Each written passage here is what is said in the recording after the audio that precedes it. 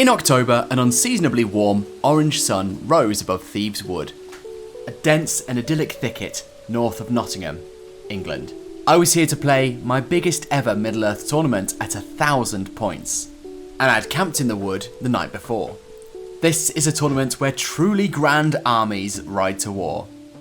I'd face Sauron, Isildur and Aragorn, each at the head of a sizable host. What would I take? One of the most iconic evil armies that I've been excited to do for years. This is my first video featuring my brand new Uruk-hai of Isengard. I painted these on a 2-week tour of England where I explored important moments from Tolkien's life. This involved crashing a drone, getting stuck in a field and painting in a cave. But more on all of that in a future video. For now, what you need to know is I'm bringing Saruman with 14 Uruk-hai and 4 Berserkers, Lurtz with 10 Uruk-hai, 1 Banner and 2 Berserkers, Vrasku with 12 Uruk-hai, all with crossbows, the ever-magnificent Grima Wormtongue, and 2 Uruk-hai Assault Ballistas. I had the magic and the firepower, now I just needed to know whether I had the skill to make it at Unnumbered Tears 2023. Oh, and also there's doggers later, but we'll get to that. Welcome to Battle Camper. I arrived early on Saturday morning to stake out a good car parking spot, score some breakfast, and catch up with some old friends. Before we go into game 1, remember, as always, that all my miniatures are assigned to my Patreons. This is so I know who to keep around for being a good portent, and for whom I need to book an exorcism for harbouring evil dice spirits. Patreons, I am producing a compendium so you'll know which miniatures you have in total across all the different armies. However, for the moment, let it be noted that Grima Wormtongue belongs to Cameron Law, Vrasku with its exceptional marksman ability belongs to Patrick Lundqvist, the mighty Saruman, Lord of the Istari, belongs to Mika Pacinen, the all-important Siege Veteran number 1 belongs to Sam Gibbs, and his is the Siege Veteran who's pointing. The Siege Veteran who's not pointing belongs to Doc Munoz, and the canonically ill-fated Lurtz belongs to Bruce Gilhooly. That last one is a new assignment, so congratulations Bruce, let's hope he lives up to his reputation of being born, arriving at his first task a few days later and being immediately killed. Just as long as he kills Boromir in between, I guess I'm happy. For game 1, I'd be playing James and his last alliance. That's Isildur with the Ring, Círdan, Erestor, and the twins Eladan and Elrohir. I don't know which one of those is which, and to be honest, I don't really care enough to learn, but they had blue and pink robes, so I'm going to refer to them as blue and pink, respectively. The game is Fog of War, which of course means we secretly select one character of our own who isn't our leader to protect, one character of theirs who isn't their leader to kill, and one piece of terrain in their deployment zone to capture. I decided to kill the blue twin, to keep Lurtz alive, and to capture that bit of walkway on the left there. Now, I can hear some of you angrily typing out a comment as you realise the first incredibly dumb-headed mistake that I've made. You are scream typing, why the hell didn't you choose Grima Wormtongue as your protectee, given he can't be killed? I have an exceedingly good answer for that, which is that I'm an idiot. And fair warning, if you're intending to call out every instance of idiocy, you're gonna want to pace yourselves. It's gonna be a great way to get blisters. We pick up the game on turn 2. My first big decision for the turn was what to do with Saruman. He was just out of range for Sorcerer's Blasting, so I decided to use his impressively long Immobilize to try and stop Círdan from casting his Blinding Light this turn, to give my crossbows some fun. He's going to just shift over so we can see Círdan, and he's going to throw 2 dice, 1 free, 1 store at a Immobilize on Círdan. Oops, well, it's got on a 5. Got on a 5. I might as well reroll 1 for Lord Istari, just in case I get 6, which I don't. So I'll spend his free point of will and his resistant to magic. That is a 2 and a 1. I finished my move by scooching over one of the ballistas to get better shots later in the game. The other would take a pop from where it was. That's my move, I think. Awesome. The elves moved next, essentially just shimmying forwards, but leaving one group over by the tower on the left. Another elf was left to continue fighting Grima. The only scalp my crossbows got this turn was a horse scalp. That's my... No, it's not my shooting. What the hell am I talking about? You've definitely got a big thing over there. I've got a big one over here. He can see Círdan. He can. So he's going to go on Círdan. Yep. On a 4. That's a 4. Scatter. It's a 1. Cool. That one can't shoot, it's moved. That's my shooting. Awesome. In return, they killed a poor Uruk-hai with a shield. It It's Grima versus that elf. Grima versus that elf. It's Grima's. I will, of Would you course, like to strike? I might pass. Team Good took priority in the next turn, and Kurdan was finally outside of 6 inches of Grima, so he could call his heroic channel. He'll spend his free 1 and a point of will to cast Blinding Light. It does cast on a 3, that was slightly terrifying. Beyond that, the elf move was pretty quick and straightforward. It just shuffled up, again leaving that group on the left-hand side back, and leaving me to decide how to respond. Move up I did, creating a new line on the left and putting swords and berserkers at the front under the archways, all supported by double pikes, in the hope that I would win an attritional war as we try to grind each other down.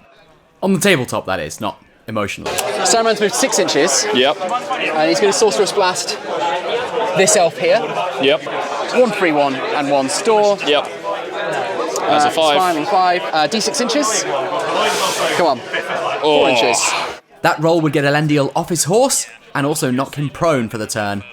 So it's strength 6 on the guy that gets blasted. Yep, so a 4. Yep, So the guy he's who's been blasted blasted. is dead. So just on Elendil. On a 5. Thanks to a mixture of Kurdan's blinding light and elven incompetence, there was no kills on either side in the shooting phase. Combats. Any heroics? I've got no heroes in combat, and Neither do I. let's do some combats then. Yeah. It's your priority, right? Yeah, let's start off with this Berserker and 2 pikes. The Uruk-hai did well in the combat phase, out-killing the warriors of the Last Alliance. And then, with the humdrum ones out the way, we were brought, of course, to the main event. Oh, of course, the big one. Come on, Grima. Oh, he's just going to keep on winning, despite the fact he'll never actually do anything with it. There you go. So there we are, Cameron's Grima is an absolute beast and has a tenuous hold on MVP, despite the fact he's not actually contributed anything. We were finally getting into fighting clump territory. I did my very best to block up all the archways. As boring as it was, I knew that I was now contesting my objective, but he was not contesting his, so if I could just sit there in the archways and block him up until the game ended, I'd win. However, I must admit I was also battling down the overwhelming temptation to simply ballista through my own troops, simply to see what happened. Anyway, back to the move, I was once again using Sorcerer's Blast to knock some poor lad into Isildur to get them both on the floor and keep Isildur from charging me for one more turn. With a free 1 and a store again. 6. Big resistance of Can you get that big 6? Come on, how resisty is he? He is not very resisting on a big one. So, D6 inches. I think you'll hit Isildur, but I don't think we'll get No, you're absolutely right. Horsey Boy. He'll stop just shy of the Horsey Boy. Yeah. That's not too bad, it does mean that Isildur is knocked prone for the turn. Now at this point in his move, Isildur put the ring on and he moved through all of his troops to target the back of my pikemen. That was problematic because fighting just under that archway was Vrasku, which meant that Vrasku was now trapped. Now watching this back, I realised we'd both forgotten that Isildur was actually prone because he'd been hit with the Sorcerer's Blast in my turn. This is a big advert for loom bands for marking up those prone models, not that I'm bitter about it. Anyway, I was busy off camera crouching down trying to find a target for my ballistas through those archways. We'll ballista Kurdan. Yep. I know I need a 6. Just need that big 6 to hit, or a 5 with might. 3 won't do it. We're into fighting then. Into fighting. I'll call a heroic combat with Isildur, a heroic combat with Eristor, and a heroic combat with Eladan, so purple. Okay. I was in a tricky situation, and I wanted to get Lurtz out and tagging Erestor before Erestor could get out and tag him, because if Erestor went first, then I'd be trapped. That means winning a roll-off. Come on, Evil. 1, 2, 3. It's yours. It is yours. So I will start with Eristor's combat in such case. Of course, I've got 1 dice. I've only got If I 2. can get that 6 again, that'd be lovely. No. 2, I do have a 6. Yep. With his dagger rerolls, he managed to dispatch the Uruk. So then your combat with Lurtz, which would now just be against Eristor. We both rolled 5s. He only had 1 might left and I wanted him to burn it, so I decided to might mine up to a 6, and he then did the same. Right, so we start off with none, and we get a try again.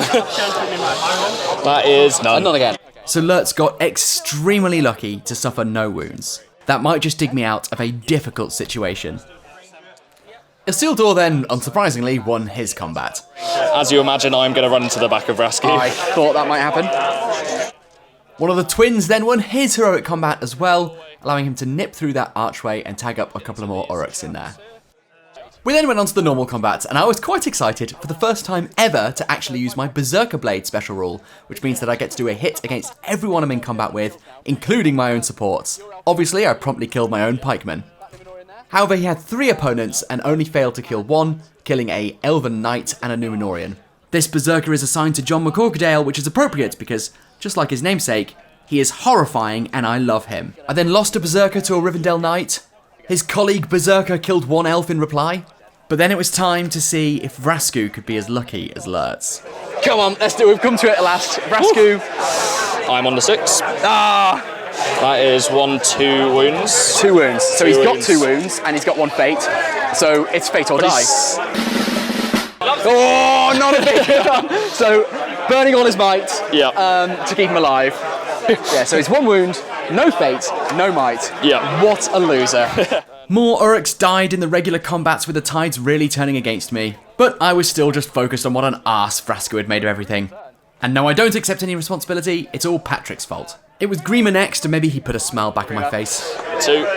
3. I can't beat him. No, you can't. He's a idiot, mate. I told you. Good. Anyway, I needed to get my heroes out of their sticky situations, so I called a move, and James didn't countercall, so I was free to try and worm my way out of this. Lurtz charged the Restore, having to spend his only will to do it.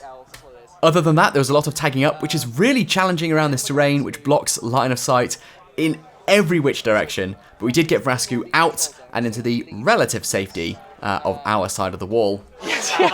And then the only thing we've got left is Saruman. Yes. Now, I think what I'm going to do is nip out there and blast the banner. Blast the banner, yeah. That's 1 store and 1 free one again.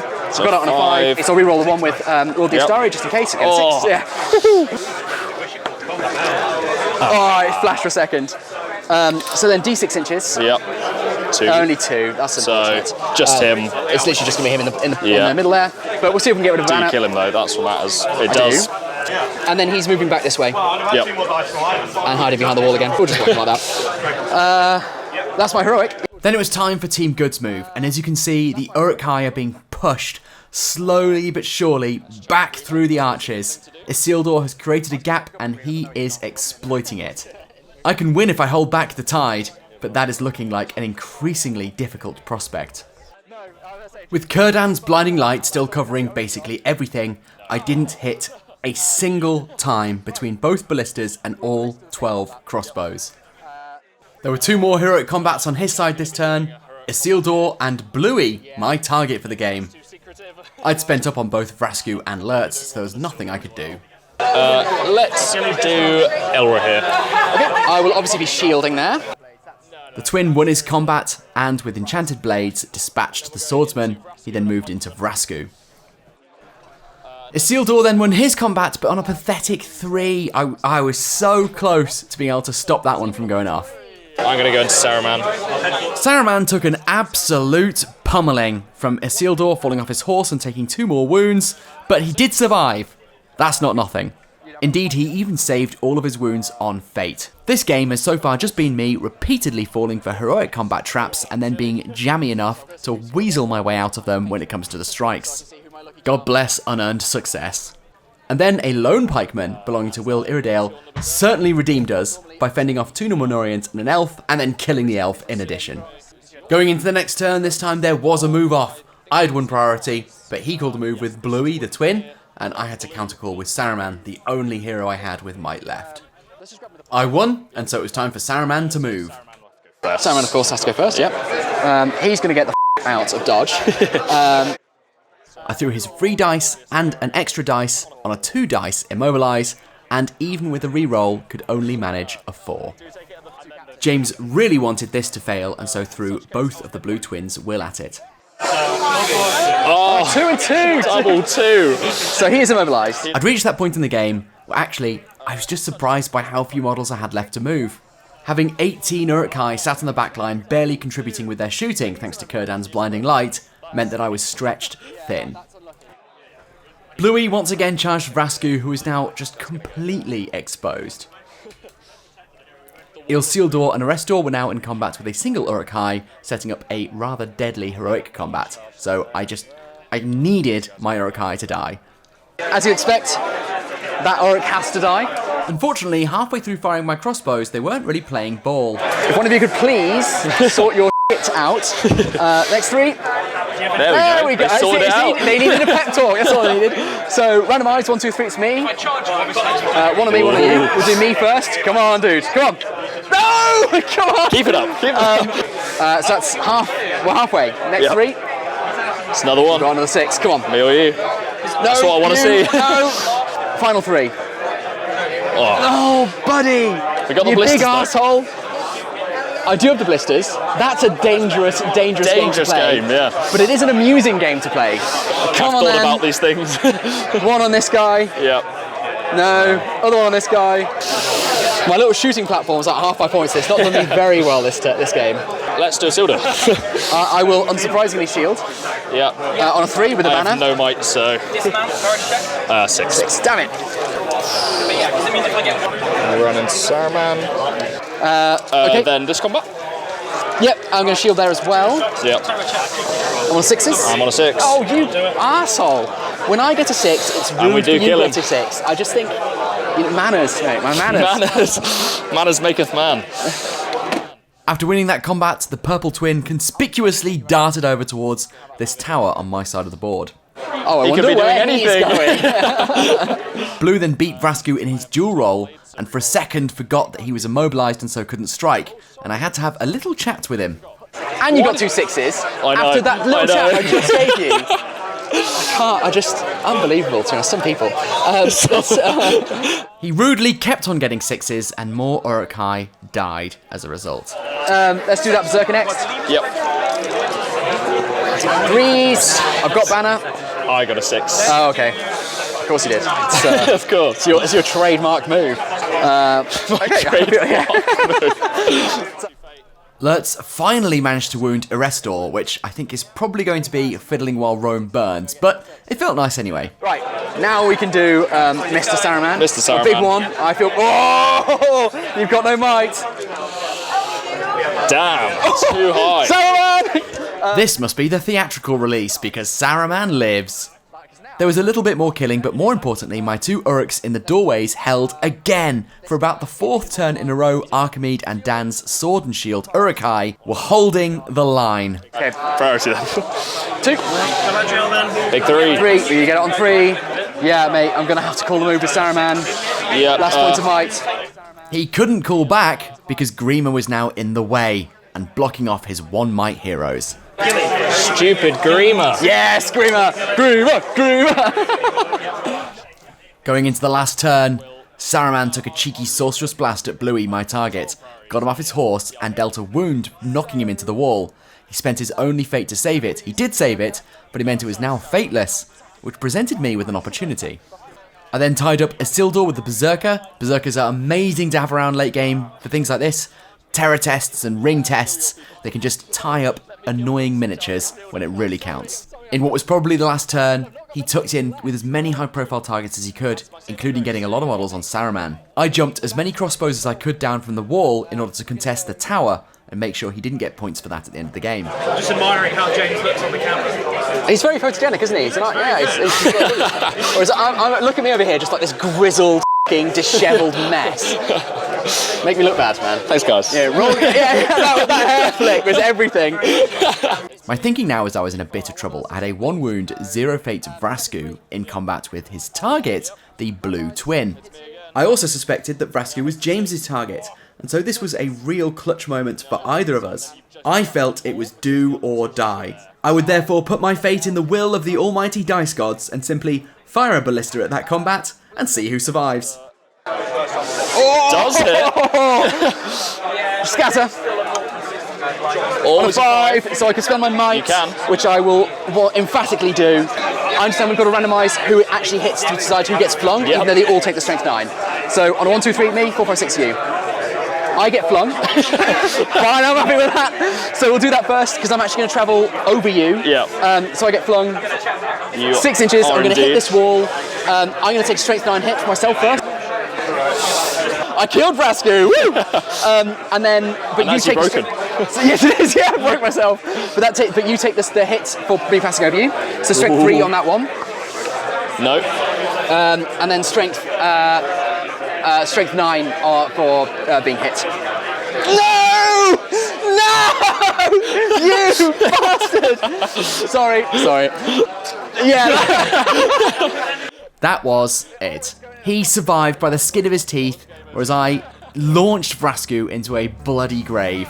I ended up losing 4-3. He tried to protect Arestor, who I'd wounded, and I tried to protect Lurtz, who was unwounded. I tried to kill Bluey, and he tried to kill Lurtz. Neither of us had our terrain pieces, so the score would have been 3-1 to me. However, I broke myself by killing Vrasku, which made it 4-3. It was a fantastic game. I thoroughly enjoyed it, and it was super close.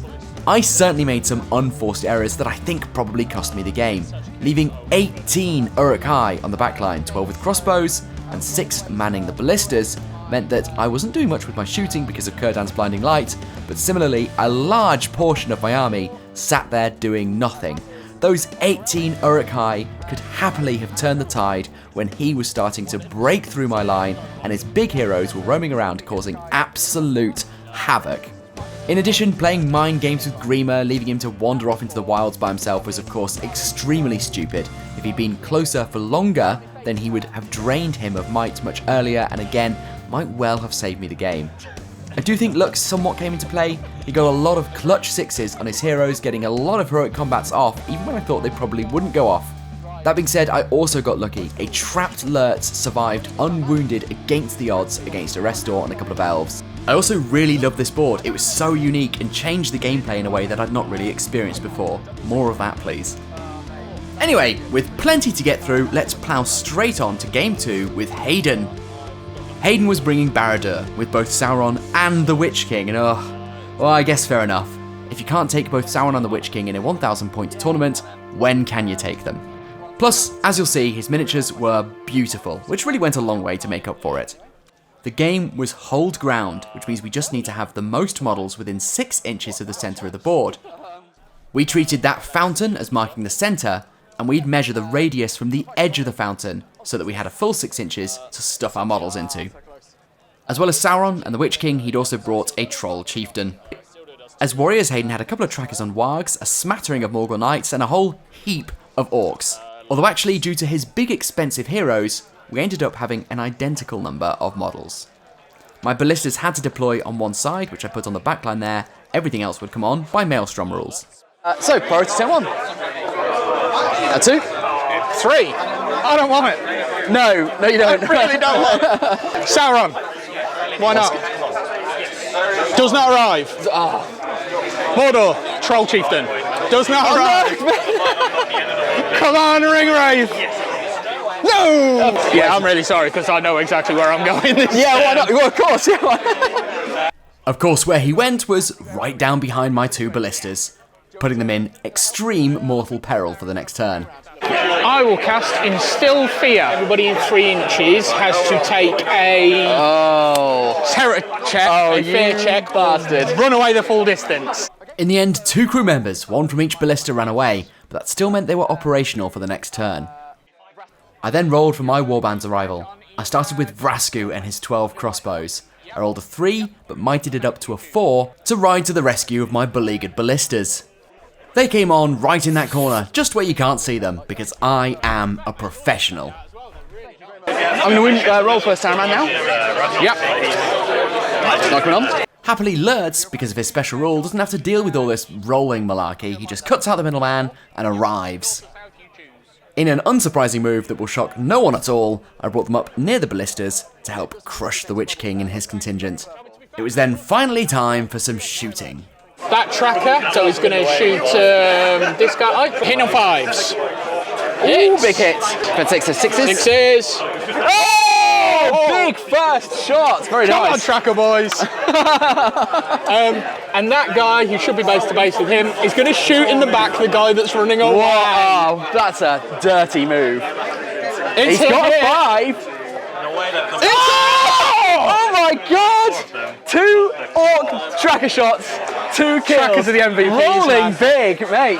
That's it. I peaked, by the way. In their turn, my ballistas were utterly pathetic and failed to kill anything, being shown up to be right mugs by the powerhouses that are orc trackers.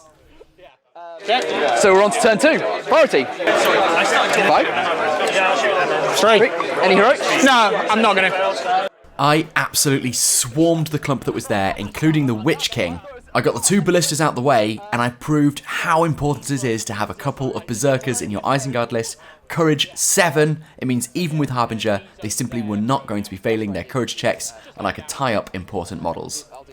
Now it was time to see if Saruman would actually turn up this turn. Saruman. 4. I choose north or south. So Saruman also showed up in the camera dead space. It was a huge relief. I now had a cohesive force all on the same side of the board and could truly swamp the Witch King's little army. Sauron would still be showing up to cause problems sooner or later, but until then, Saruman Sorceress blasted a Morgul Knight into the Witch King, killing the Knight, and of course knocking the Witch King off his horse. Surely an embarrassment for Sauron's deadliest servant. Right, Sauron. Oh! Mordor Troll Chieftain. 2. Do you 2. want to mic that down, or are you going to take it? I'm gonna take it. It. I asked him to put his troll and the warband on in the furthest possible corner. This did give him an open path to the centre hold ground. However, it also meant that I was free to finish crushing the Witch King and his warband and arrive in force later in the game.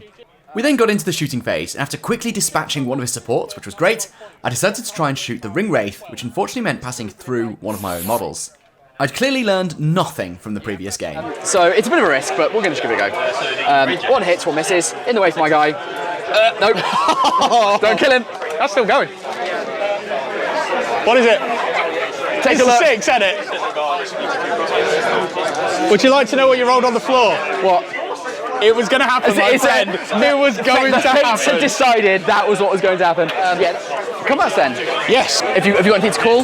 No, I can survive this. That sounds a lot like foreshadowing to me. I will call a combat with alerts. Cool, let's do that one then. So I've got 1 guy. Alerts is on brown. On 6s. All on the rider. Is a big dead. Yep. So alerts is just going to come and join this combat here. Now he's in trouble. He was indeed. The rest of the combats were brutal for Mordor, who lost a bunch of orcs and a tracker and the Witch King and took no Uruk scalps in return. There's no more combats, is there? No, let's Don't think so. do this. 6. 5. In my move, I surged forward, leaving only a small force behind to deal with the remnants of the Witch King's warband. A happy side effect of this was that I brought most of my army into my overhead camera's field of vision. I was now racing the troll for the centre ground. Okay, that's my movement. Sauron. Sauron, come on, Sauron. Oh, I'm mighting it To a up. 4. I thought you might. So Sauron popped up right behind my line. My brief period of smug safety had come crashing down. Suddenly, weedy Saruman appeared to be in some peril. Still, there was still a lot of Uruk-hai between them and the centre ground. I just needed to make sure that I was within range of the objective when I broke. I only had the 2 ballistas to shoot this turn, and the first one would go for an ambitious bolt at Sauron. It's probably very silly, but... I'm in favour of this. Good. Scatter. So scatter. Come on, big 6, please. 3. I think I'm going to put it onto him because I've still got the 2 in the ways. Makes sense. So in the way for the guy at the front. It failed. So D6 inches he goes. 4. So he might actually get you off your horse anyway. He will get you off your horse. That's fine. So The force of my Uruk-hai actually killed the Morgul Knight on the way in, which is great. I basically turned him into a living projectile. Perfectly happy with that. That's fine. Saves me getting a spare model out. I did a heroic combat with Vrasku in the fight phase, only so that I could move him out of range of Sauron in case Sauron moved first next turn. If Sauron caught Vrasku, he would of course crush him into the dust, and I needed him alive for at least the time being. There were a few more casualties in the fight phase, but nothing dramatic. Mordor once again bore the brunt. Team Mordor had an increasingly slim path to victory, I felt, but they started to climb back both by winning priority and then a move off. Sauron then transfixed Lurtz, and that's a problem because I need him later in the game. My only saving grace was he couldn't get to him in the move phase. He was blocked in between my model and his model, and that gave me an opportunity to do some bubble wrapping. What made this worse is that he actually lost that first combat to this hero of a crossbowman. Not only is that funny, but it is very funny. It meant he couldn't get to Lurtz, my one striker, when he really needed to. He'd never get a second chance at immobilising Lurtz, so with my sincere thanks, to Donald Leckie, who owns this hero of a crossbowman. So bubble wrap I did. Even when Sauron finally reached Lurtz's combat, he lost that one as well. Sauron spent 5 or 6 turns just trying to wade through an absolute flood of Uruk-hai. The breathing room that gave me kept my ballistas and Saruman safe. And I used that breathing room to my full advantage to just bog them down. As these grinding turns flash by on screen now, you'll realise how it sets up a final showdown as the Troll Chieftain sweeps in from the north to try and save the day. We pick things back up with Sauron finally at the last layer of Uruk-hai, attempting to break through and storm the centre ground to steal a victory. And then we've got the big one. This one is stupid, but I'm going to two-hand with the Berserker. So white is Pikes, brown is Berserker. Yep. That was a mistake.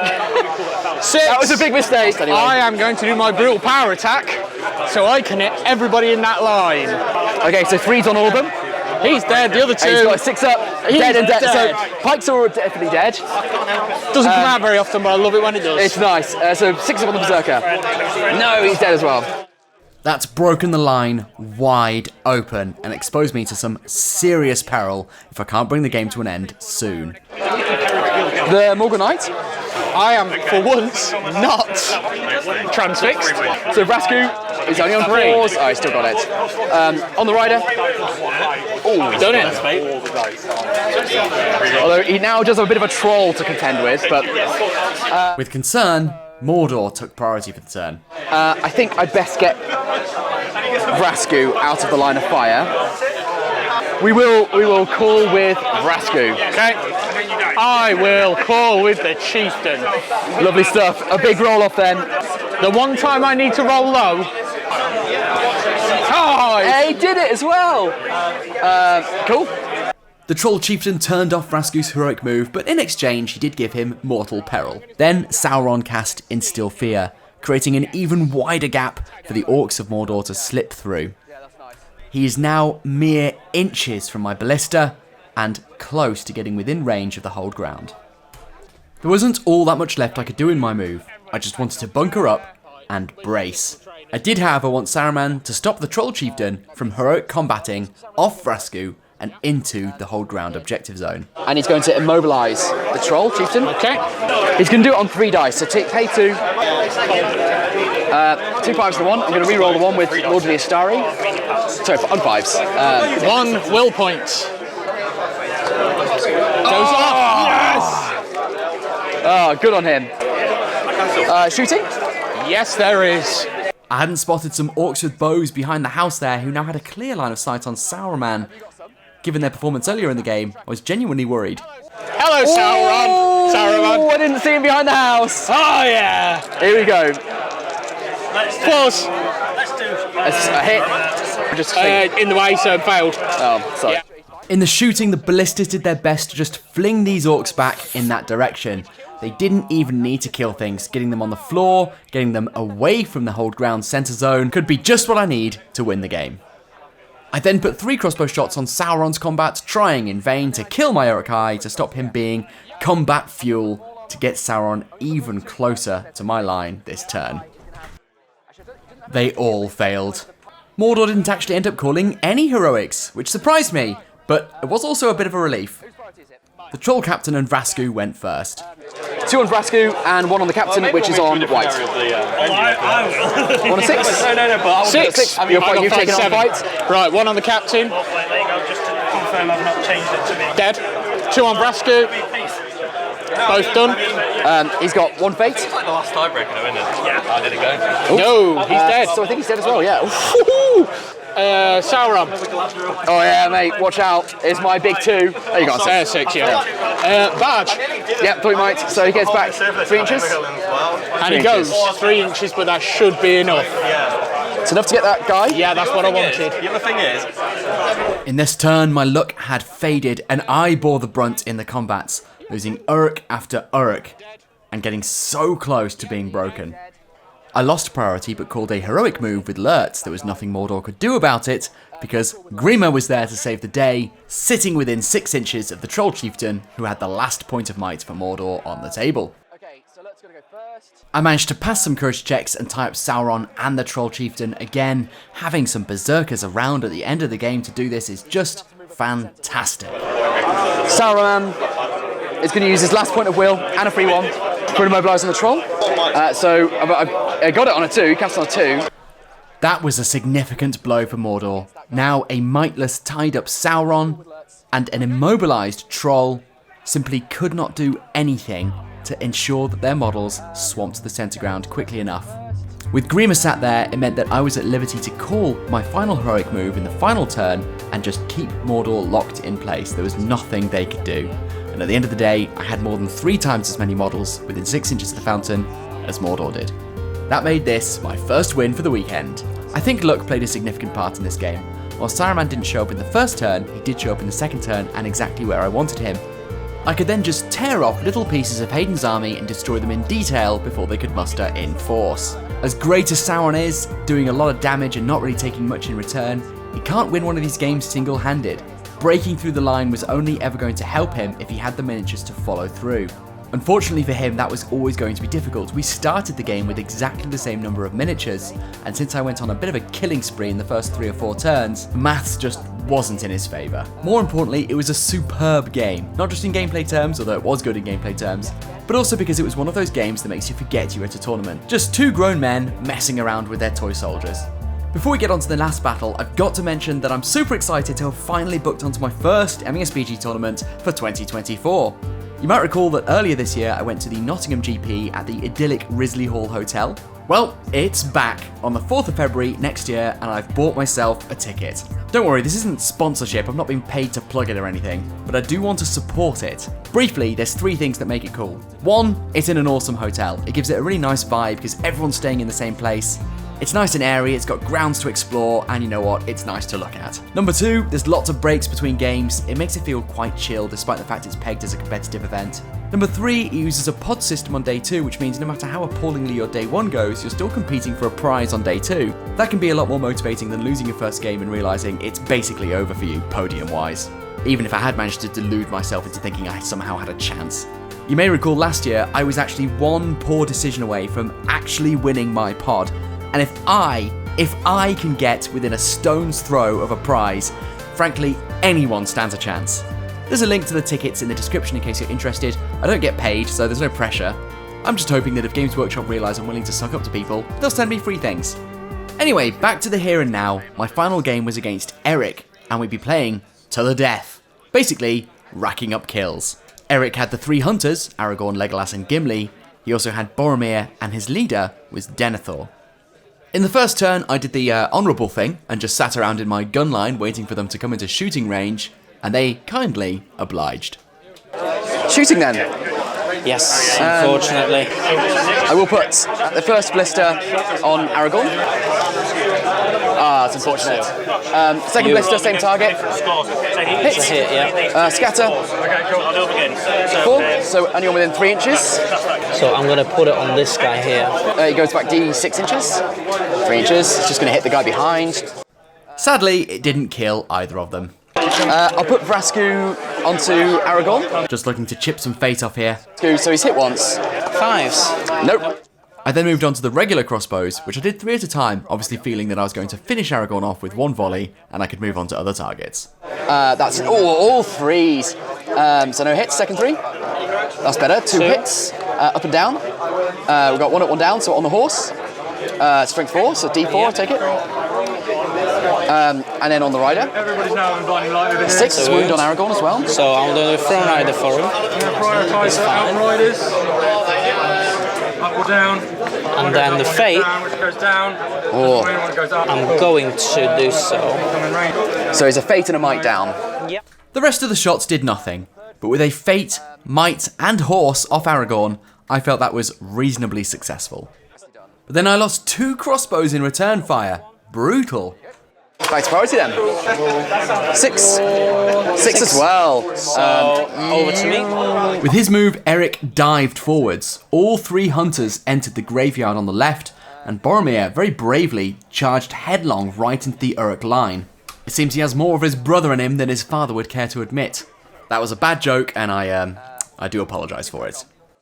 Saruman is going to immobilize Boromir. Okay. I'll use a free one and my store. I'll re-roll the one with Lord of the Astari. So on a 5. Yeah, that's Leave fine. that. We'll leave it. Okay. With this opportunity to take Boromir, an absolute might factory, out of the game this early on, I surrounded him. I brought Lurtz into the fray for that oh so important strike. The rest of the line also plunged forward, tagging up as many of the men of the West as possible, including Aragorn. Minas Tirith then started the shooting phase big with 4 shots from their ranger bows at the back of the board. Strength 3, so 6s. Yep. Oh! Big roll, very nice. The ballistas both lined up shots at Aragorn, but ended up straying wide of the mark and hitting men in the line instead. Still, killed both of them, not so bad. That's all my shooting, so we're on to fight phase. I'm going to strike with Lurtz. Let's start with Legolas. If you get a 6, obviously it's yours. No, only 3s. Ah! Just about. Fortunately for me, that only killed 1 Uruk-hai. Let's do Aragorn. 5s. 4. Banner from Boromir. 5, so you got it on fight. That led to another dead Uruk-hai, although I couldn't be too disappointed. Killing Uruk-hai is literally what the 3 hunters do. The routine warrior-on-warrior combats were a bit brutal for me, and I lost a lot of good Uruks that day. Then it was time for Boromir, the big one. Lurtz struck up and got a 3, which meant that I was higher fight. Then Boromir blasted his big horn, so I had to take a courage check. I'll take the courage check on my Berserker, who's courage 7. So he's fine. So that's a white Vrasku, green Lurtz, brown the Berserker, and I'll have to do the... I've run out of colours, so I'll do the sword separately if I need it. Okay. That's a 6, so I've got it. Yep. MESBG isn't typically a game for big handfuls of dice, but this one was satisfying. So the Berserker is 4, so it would have been 6s down to 5s. So that's still just 1. It's 5s on Lurtz. That's 1, 2, 3, 4, 5, 6. Bloody hell, all of them. It's 1, 2, 3, 4, 5, 6, 7, 8 wounds. Great. Boromir going in turn 2 is a huge boon for me. He didn't spend any might, will, or fate, so took an enormous amount of resources off the board with him. At least getting killed by Lurtz is on brand. Denethor, tucked away behind that house back there, will also now be checking to see if I can use him to attack any of his fellows anytime this game. Eric's troubles didn't end there. He took priority next turn, but lost a move off. That meant I was free to trap in heroes and turn off cavalry bonuses to my heart's content. Saruman also immobilized again, this time Aragorn, and of course every time he calls a move within 6 inches of Grimmer, it's doubling the number of might he's having to spend, which is just going to make things more and more difficult as the game goes on. A big portion of the middle part of this game was just a grind, as my Uruk-hai in the centre here wore down the remaining men of Minas Tirith. My ballistas entered a shooting war with the archers by the house, slowly grinding them down too. With all 3 hunters now within 6 inches of Grimmer Wormtongue, and Saruman keeping Aragorn pinned, now he's out of will, and without Boromir to come to their rescue, it really came down to whether or not one of them could break out and start to cause some havoc before they were subdued by the absolute mountain of Uruk-hai piling down on top of them. Lurtz had been paired off Aragorn for a turn, which was a shame because Aragorn was immobilised, and so this was a good chance to get some hacks in on him. I therefore decided to combat with Vrasku off the knight he was in combat with to see if I could get him involved and use his mighty strength 5 to deal some wounds. I will spend 2 might from Gimli to call a combat. Yep, in that case, I will strike with Lurtz. Mine goes first then. With that, Vrasku and his mob quickly dispatched the knight, and Vrasku joined Aragorn's combat. Cool. Let's do Gimli's then. Gimli could only manage a 3 high in his dual roll and lost his fight as well. This was an unusual game for the middle section, because it basically continued like this, turn by turn. There was a big old battle of attrition on the right hand side there, where the men of the West did break through the Uruk-hai lines, but simply couldn't make it stick. Aragorn was constantly being immobilised, but kept on rolling 6s to win his fights. Gimli and Legolas held out admirably, but eventually fell simply to weight of numbers. Once they'd spent up on might, there was just nothing they could do to avoid an eventual dud roll. Once I knew I didn't need the moves anymore, I could channel a transfix on Aragorn, halving his fight value. Once that had happened, it was just all over. I think losing Boromir turn 2 had just been an absolute disaster for Eric that might well have simply swung the game right then and there. He lost the fight value, the big banner, and the resources. After he'd gone, I basically had full control of the game because the 3 hunters could no longer spend to do heroic actions, and I could use Transfix to decide who I didn't want fighting that turn. In that spirit, Gimli was the last to go. I called move after move and was completely unopposed, and you can see what the outcome was. The men of Minas Tirith were simply ground down into a fine paste. Eventually, everyone was dead. Everyone save Denethor and his little contingent on the far side of the house. The game ended before I could make it over there and paste them as well. I learned a lot playing Uruk-hai today, but I think the main thing was not to treat my Uruk-hai crossbowmen as crossbowmen first and Uruk-hai second, but as Uruk-hai first and crossbowmen second. I've been too afraid to get them and even the ballista crews involved, which means I have 18 Uruk-hai sat on the backline, potentially not really contributing. I think that probably cost me the first game, but my change in attitude probably saved me games 2 and 3. In any event, having got 1 close loss and 2 big wins, I was actually pretty high up the tables going into day 2. First though, I had to survive the night. Now the first part of that is easy. Typical post-tournament drinks and pizza. And of course, sitting by myself awkwardly scrolling on my phone. My thanks to Harry for immortalising this for me. Whilst the TO's labours obviously continued long into the night. No fun for them. Soon though, Harry and I were on our way back to our overnight stop at Thieves Wood car park. Now what Harry didn't know before agreeing to guerrilla camp here with me was that I've actually stayed here before, and last time I was forced out by some interesting occurrences. I didn't arrive at my overnight stop at Thieves Wood car park until 2 AM. I was surprised to find it oddly busy.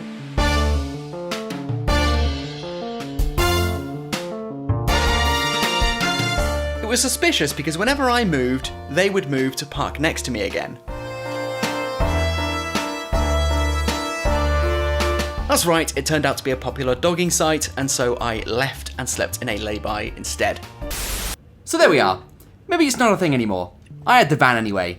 Harry was the one who would only have a thin sheet of fabric to protect him from what was to come.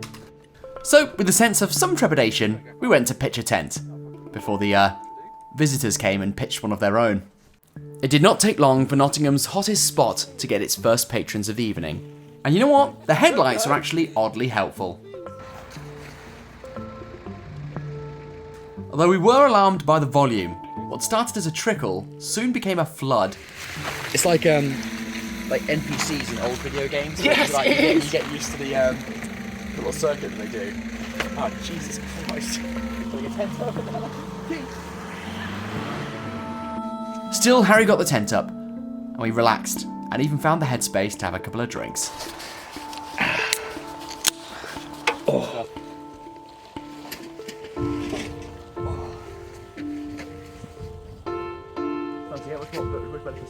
To be honest, the only thing I found worse than them keeping their headlights on was when they turned them off. Around midnight, there were enough of them that a small queue started to form. It just became ridiculous. In fact, I'm just filming you trying to start this fire, and we just can't get even 20 seconds of footage without a car like moseying up in the background. Alright, just can you just give us a second, please? While Harry started his fire, we did speculate on how this became such a phenomenon. Who started it?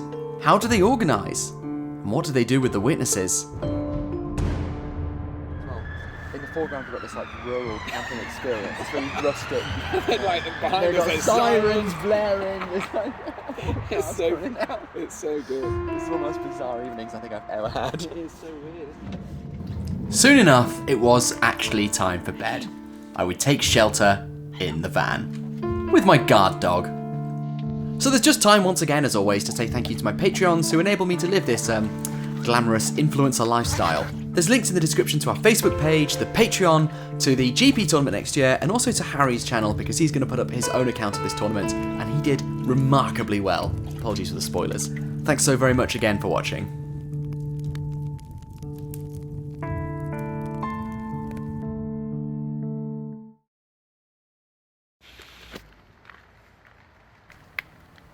Oh, Jesus, they're not going to stop. Harry will never camp with me again.